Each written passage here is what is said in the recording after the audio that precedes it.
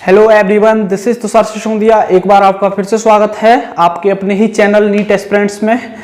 Today जैसा कि आपको पता है कि हम सब जो सॉलिड स्टेट जो हमारा फिजिकल केमिस्ट्री का चैप्टर चल रहा था उसके अंदर हम क्या तो सॉलिड की प्रॉपर्टीज होती हैं और कितने प्रकार के सॉलिड्स, क्रिस्टलाइन सॉलिड और अमरफस सॉलिड, उसके बारे में डिस्कस कर चुके थे।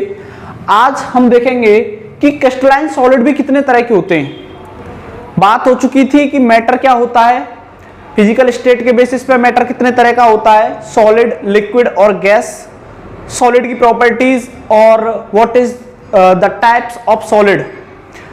अब हम देखेंगे क्रिस्टलाइन सॉलिड जो था हमारा, उसके कितने प्रकार होते हैं। तो मेनली 4 तरह के क्रिस्टलाइन सॉलिड होते हैं। एक मॉलिक्यूलर सॉलिड, एक आयनिक सॉलिड, एक मेटेलिक सॉलिड और एक कोवेलेंट सॉलिड।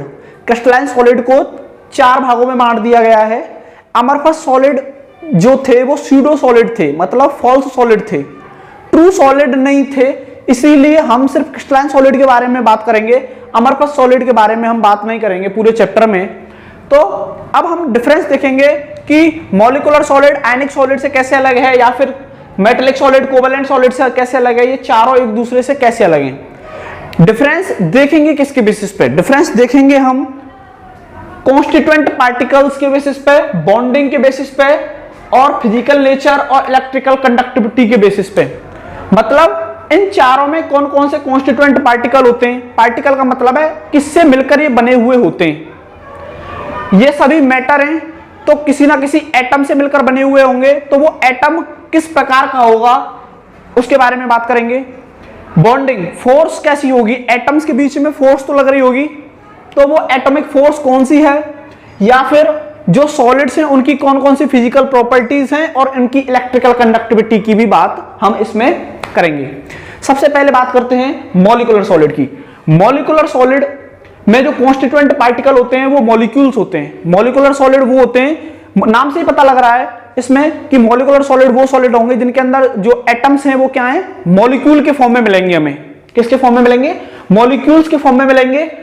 जैसे कि फॉर एग्जांपल आर्गन और CCl4, ये क्या है, सब मॉलिक्यूल्स हैं। HCl, SO2, H2O, इन सब में जो भी हमें एटम्स दिख रहे हैं वो किसके फॉर्म में होंगे, मॉलिक्यूल्स के फॉर्म में। इनके बीच में जो फोर्स होती है वो होती है डिस्पर्जन या फिर लंदन फोर्स या डायपोल डायपोल इंटरेक्शन। ये वीक फोर्स हैं सभी, ये 11th में आपने पढ़ी होंगी। डिस्पर्जन फोर्स, लंदन फोर्स या डायपोल डायपोल इंटरेक्शन, ये सभी फोर्स हमें किस में देखने को मिलती है, मॉलिक्यूलर सॉलिड में देखने को मिलती हैं। मॉलिक्यूलर सॉलिड 2 तरह के हो सकते हैं, पोलर और नॉन पोलर। पोलर और नॉन पोलर का मतलब है, पोलर ऐसे मॉलिक्यूलर सॉलिड होते हैं जिनके टूटने पे क्या मिल जाता है, चार्ज मिल जाता है। फॉर एग्जांपल जैसे कि अगर ये HCl टूटे तो यहां से हमें क्या मिलेगा, H पॉजिटिव और Cl नेगेटिव, तो ये क्या होगा, पोलर मॉलिक्यूल। जबकि आर्गन, CCl4, ये सब क्या होंगे, टूटने पे कोई भी चार्ज नहीं देंगे। जैसे यहां पे एग्जांपल होता है Cl2, तो ये क्या है, नॉन पोलर। पोलर मॉलिक्यूल्स वो होते हैं जिनके पास टूटने पे क्या मिल जाए, चार्ज देते हैं। वो मॉलिक्यूलर सॉलिड क्या होंगे, पोलर मॉलिक्यूलर सॉलिड। और जो टूटने पे चार्ज ना दें, जैसे कि आर्गन, CCl4 या Cl2, वो होंगे नॉन पोलर मॉलिक्यूलर सॉलिड। बात करें फिजिकल नेचर की तो ये क्या होंगे, सॉफ्ट होंगे। भाई आर्गन है, CCl4 सभी गैसेस हैं, तो गैसेस कैसी होंगी, सॉफ्ट होंगी, जनरली इसी बात है ये। और इलेक्ट्रिकल कंडक्टिविटी की बात करें तो ये क्या होंगे, इंसुलेटर होंगे। इंसुलेटर का मतलब है इनमें से इलेक्ट्रिसिटी पास नहीं होगी। ठीक है, तो ये किसकी बात करी हमने, मॉलिक्यूलर सॉलिड्स की बात की। इसके बाद दूसरा है हमारा जो टाइप है वो है आयनिक सॉलिड। आयनिक सॉलिड, आयनिक सॉलिड नाम से पता लग रहा है, इसके जो कॉन्स्टिट्यूएंट पार्टिकल्स होंगे वो क्या होंगे, आयंस। आयंस क्या होते हैं, आयंस 2 तरह के होते हैं, एक तो कैटायन, एक एनायन। कैटायन क्या होता है, जिसके पास पॉजिटिव चार्ज होता है। एनायन कौन होता है, जिसके पास नेगेटिव चार्ज होता है। फॉर एग्जांपल NaCl, तो NaCl में Na के पास कैसा चार्ज है, पॉजिटिव, और Cl के पास नेगेटिव। तो आयनिक सॉलिड वो होते हैं जिनके अंदर जो कॉन्स्टिट्यूएंट पार्टिकल कौन से होते हैं, आयंस होते हैं। या तो कैटायन होंगे या एनायन होंगे, और दोनों होंगे। मतलब Mg में Mg2 पॉजिटिव, O2 नेगेटिव। ठीक है, ऐसे ही और इनके बीच में जो फोर्स होगी वो फोर्स कौन सी होगी, इलेक्ट्रोस्टैटिक फोर्स। क्यों, पॉजिटिव और नेगेटिव स्पीसीज, चार्ज स्पीसीज के बीच में कौन सा फोर्स होता है, इलेक्ट्रोस्टैटिक फोर्स। ये आपने फिजिक्स में पढ़ा होगा। तो सीधी सी बात है, इसमें कौन सी फोर्स होगी, इलेक्ट्रोस्टैटिक फोर्स होगी, या फिर कूलम्बिक फोर्स भी बोलते हैं इसे। और ये कैसे होंगे, हार्ड होंगे।